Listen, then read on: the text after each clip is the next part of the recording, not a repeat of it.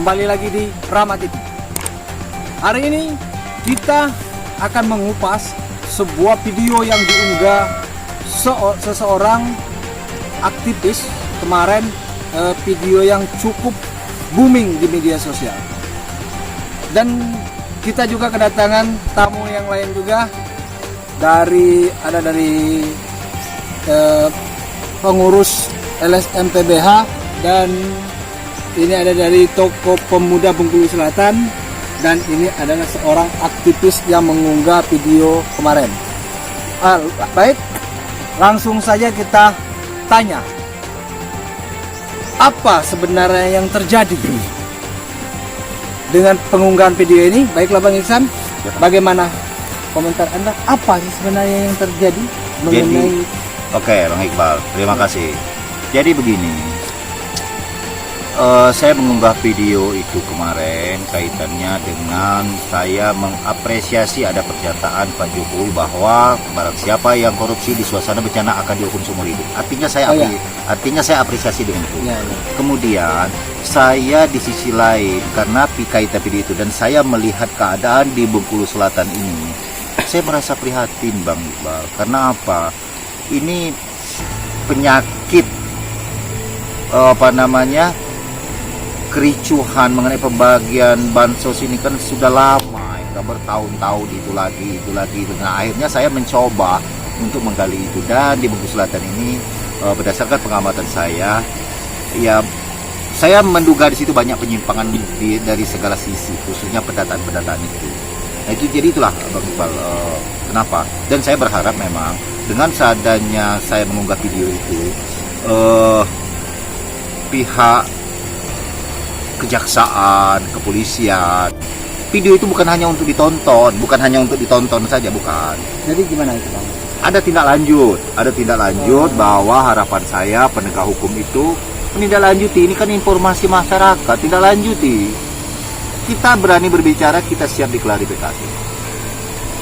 Sebenarnya kaitan temuan itu yang ada di Bengkulu Selatan mengenai data-data, bukan saya sendiri. Saya sudah banyak komunikasi dengan teman-teman wartawan, teman-teman LSM, bahkan dengan masyarakat termasuk kepala desa. Artinya, kenapa sih kita tidak menyelesaikan permasalahan ini? Kenapa sih kita tidak bisa? Apakah karena kita tidak memiliki ilmu? Jadi pegawai negeri sekolah tinggi-tinggi semua. Masa hanya data yang secuil begitu aja nggak bisa? Hati, kalau menurut saya tinggal hati kita. Ya, baiklah. Kalau masalah data itu, bukannya data itu harus diperbarui setiap tahunnya, Bang? Iya, itu kan aturannya. Iya, aturan itu kan harus diperbarui setiap tahun. Tapi menurut Bang Iksan di lapangan, data itu bagaimana? Indikasinya ada permainan. Permainan yang bagaimana kira-kira Bang? Permainannya itu sebenarnya oke lah. Kalau Bang Iqbal hanya menanya dengan saya saja, takutnya itu hanya otak saya bekerja ya. Kita sinkronkan dengan orang lain ya. Di sini ada Bang Freddy. Beliau juga bergerak. Kami nggak sama, kami bukan satu kesatuan ya. Tapi kami di dalam satu gerakan itu ketemu. Sekarang ini tinggal niat baik daripada pemerintah ini, khususnya penegak hukum, mau nggak bekerja, tindak lanjut itu aja. Kalau hanya video diunggah masyarakat, hanya ditonton enak-enak aja, ya buat apa? Inilah kerja masyarakat. Di masyarakat itu kan menyuarakan. Nah, suara masyarakat ini didengar, tindak lanjuti. Ya syukur-syukur benar. Syukur-syukur ya, harapan saya sih salah sebenarnya. Artinya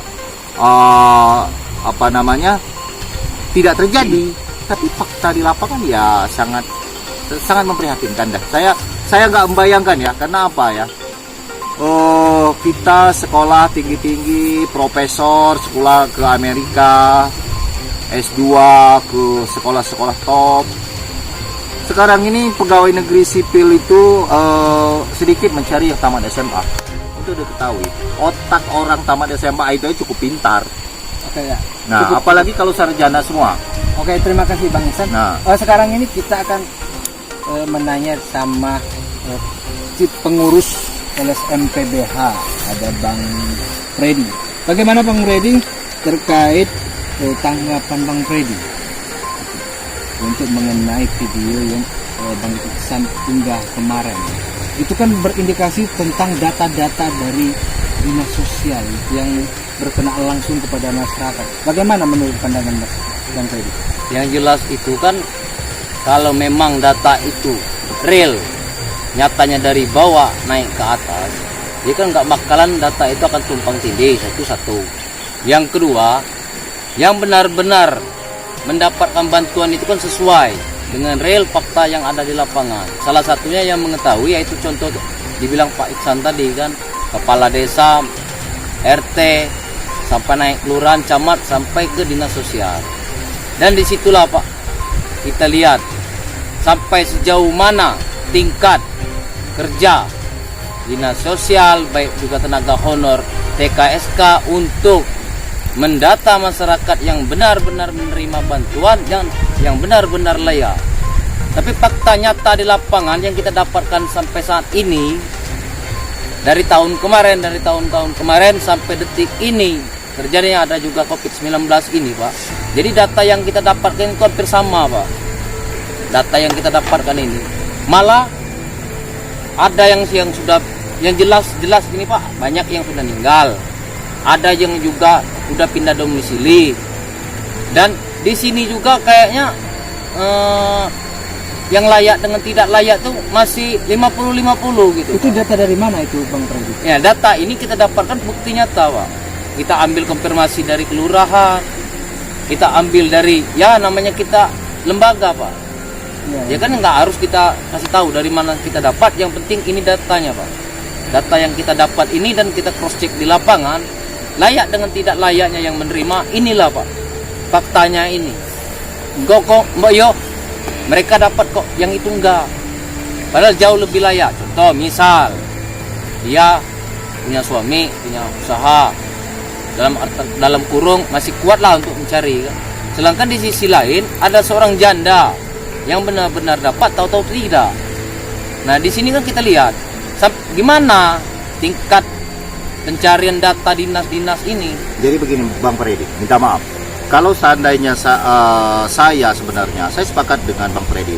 Bang Freddy kan bicara langsung data. Tapi saya menambahkan Bang Freddy. Saya menambahkan itu begini. Saya ada 6 poin sebenarnya catatan saya terkait dugaan penyimpangan yang ada di dinas sosial itu. Apakah dia ini diperintah oleh bupati atau tidak, atau dinas sosial sendiri yang bekerja, atau yang honorer bekerja, saya kurang begitu paham. Walau saya belum bisa memastikan itu. Cuman ada 6 catatan saya kaitan dengan yang ada ini. 1, data saya bicara begitu. Saya yakin data Bang Freddy juga ada. 1, kepala desa mengusulkan nama 10 orang, hidup semua orangnya, masih ada semua. Ternyata dinas sosial memberikan surat surat bukti respon balik, mengatakan bahwa yang menerima itu namanya ini. Yang diajukan oleh kepala desa namanya Abdul, yang keluar namanya Jeki misal ya. Nah, padahal nama Jeki ini nggak ada dalam usulan ini, tapi kok bisa keluar? Pertanyaan saya, untuk apa minta data kepala desa kalau masih mau menggunakan otaknya dinas sosial yang dengan data abal-abal itu? Karena itu tadi Pak, karena mereka itu mencari data diterima, tapi yang diturunkan itu yang ditembak di atas kuda Pak. Oh gitu. Oke, itu poin pertama. Poin kedua, ada indikasinya orang-orang yang dapat itu, kata Bang Freddy tadi, seandainya yang ini kelihatan dengan kacamata janda, tetek bengek segala macam nggak dapat, sementara ada yang agak lumayan dapat. Oke lah, saya sebenarnya nggak terlalu, kalau yang seperti itu ya, saya nggak terlalu memusingkan. Cuman saya ada ya di dalam benak saya indikasinya itu begini. Kalaulah seseorang itu dekat dengan tim TSK itu, petugas TSK, atau dekat dengan orang dinsos, atau barangkali orang-orang dekat dengan tim sukses barangkali ya, itu gampang sekali dapat. Indikasinya gampang sekali dapat. Nah, jadi itu yang kedua. Yang ketiga, desa telah mengajukan nama bla bla bla bla bla. Ternyata yang dikeluarkan oleh dinas sosial Somad. Uang Somad ini sudah pindah 3 tahun yang lalu, sudah nggak ada di situ lagi. Data itu masih tetap ada. Masih keluar nama itu. Yang lebih aneh lagi, sudah jelas kepala desa ini mengirim data itu pasti, misalnya 5 orang ya, Abdul, Mangkir, Jungkir, apalah nama orang 5 orang, 5 jelas nama. Pasti keluarkan nama orang yang sudah pindah, nggak ada dalam usulan ini, tapi keluar. Kenapa ini kok bisa begini? Saya yakin Bang Freddy sama, data Bang Freddy begitu ya. Ya itulah kenyataannya yang ada di sini di data kita ini Pak. Ya segitulah. Tapi ini ada kata pamungkas ya sebagai pintu masuk untuk penyidik sebenarnya ya. Harapan saya video yang kita unggah ini bukan hanya untuk ditonton saja, untuk ditindaklanjuti demi kebaikan kita bersama. Untuk diketahui, walau ini nanti dapat pengelolaan keuangan bansos ini sudah berjalan dengan baik dan benar, maka yang namanya Iksan itu tidak akan dapat, karena saya bukan kakak di sini, walau saya berdomisili di Buk Selatan. Yang terpenting itu begini, data yang diajukan kemudian yang keluar itu kan tidak sinkron. Yang jadi pertanyaan itu begini, dinas sosial di saat dia mengajukan data basi ya, mungkin bisa kita nilai begitu ya, data basi dikirimkan, kemudian uang itu kan cair.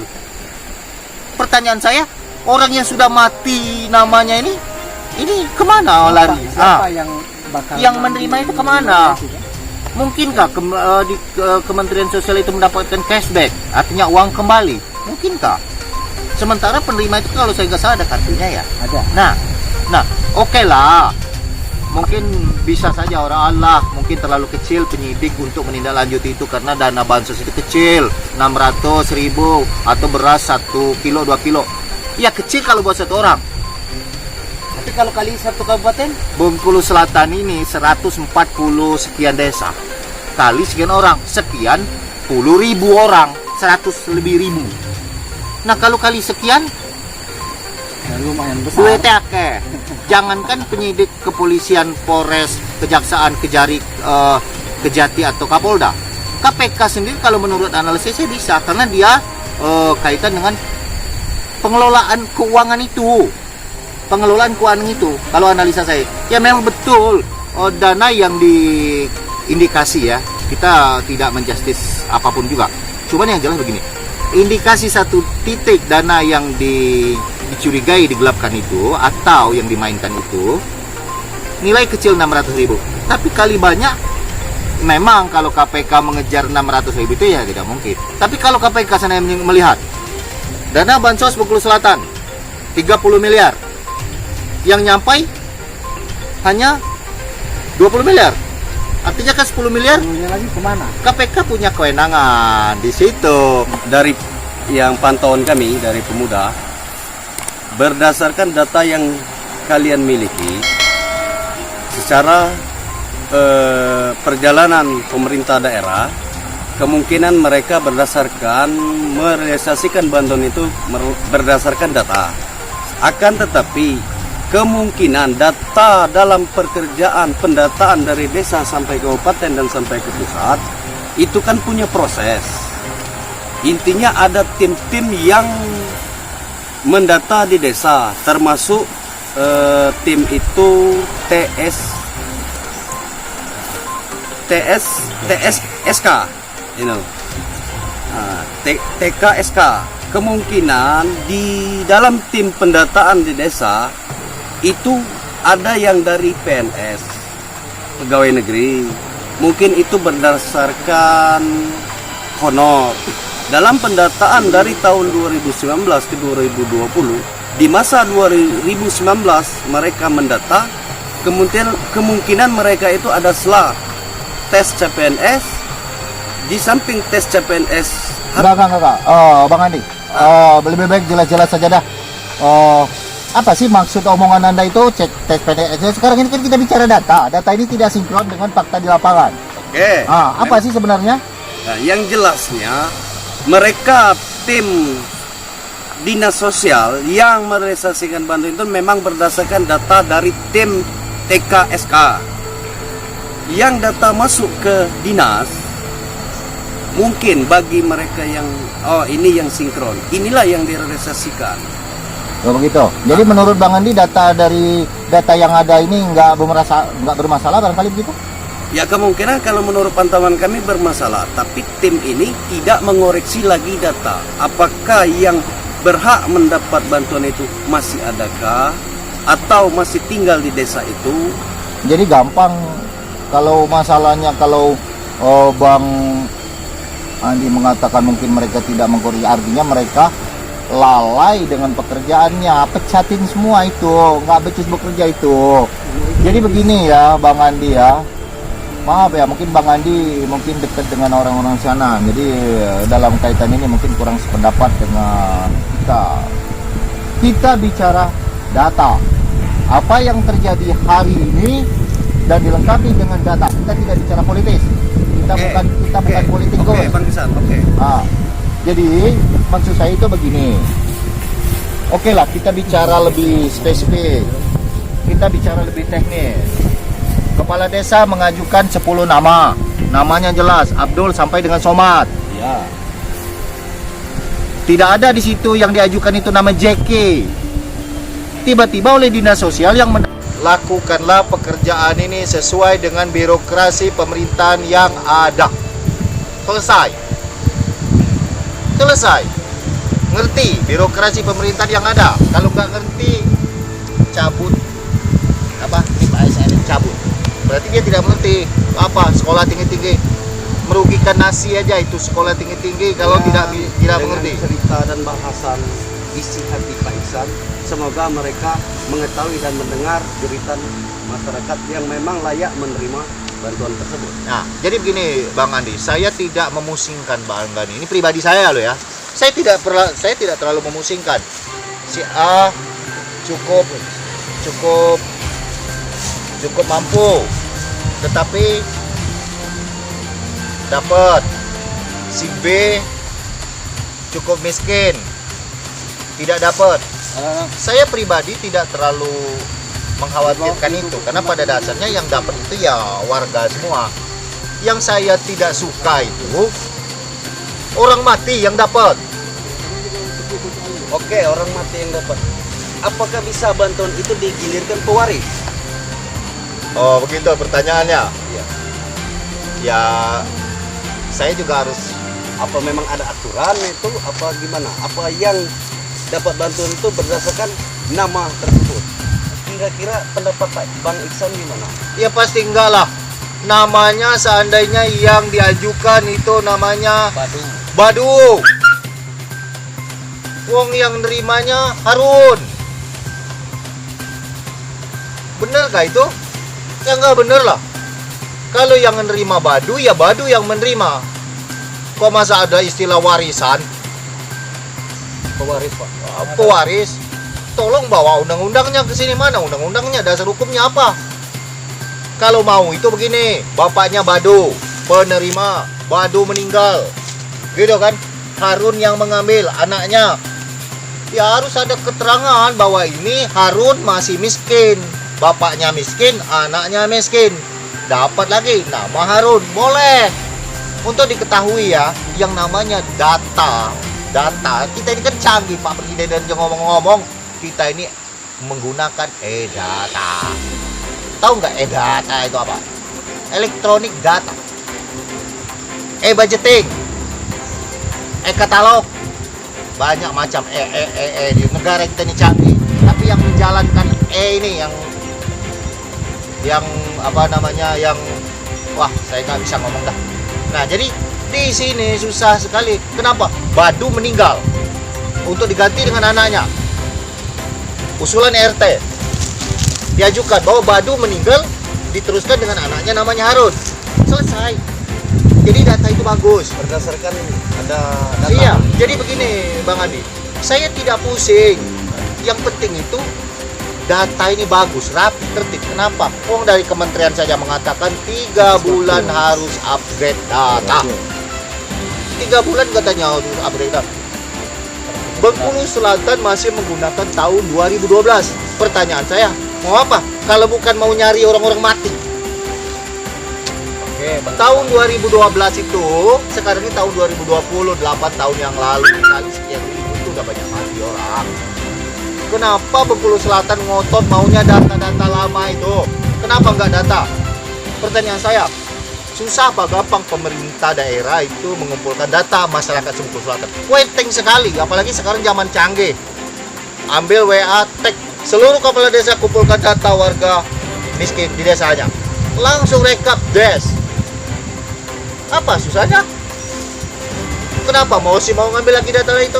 Apa alibinya? Pokoknya saya nggak percaya. Saya berharap penyidik turun di Bengkulu Selatan ini.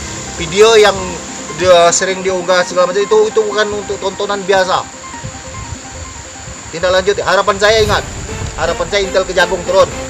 Saya unjukin kemana-kemana. Saya anterin mereka mau kemana-mana. Bongkar. Saya tidak menuduh. Tapi dasar kecurigaan itu kuat. Mungkin ya melalui kami pintu masuk. Tanpa kita bicara ya mungkin penegak hukum ya mungkin belum mencium itu. Karena kita di lapangan ya kita tercium. Sehingga pantas kalau mereka menindaklanjuti itu. Jadi untuk sekali lagi saya tekankan, saya mengangkat video bukan untuk ditonton enak-enak biasa. Ada pesan khusus di situ. Saya kalau mau ngantem itu nggak apa gampang sekali, bikin laporan tak tem. Gampang. Syarat laporan itu apa? Gampang. baiklah. Terima kasih atas dari telah akan mungkin kita tim dari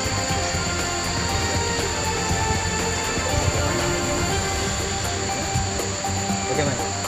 Wah, Aku rasa mau sekali dinas sosial, jangankan dinas sosial, bawa yang input data itu biar kita ini bawain data mereka itu. Nah ini kak kerjaan kalian. Hari kita break sejenak. Pemirsa, itulah tadi kupasan daripada aktivis dan pengurus serta juga tokoh pemuda Bengkulu Selatan. Bagaimana selanjutnya berkaitan dengan dana bansos dan PKH, maka kita akan cari tahu lagi lebih lanjutnya. Saksikan terus di Rama TV. Sampai jumpa. Assalamualaikum warahmatullahi wabarakatuh.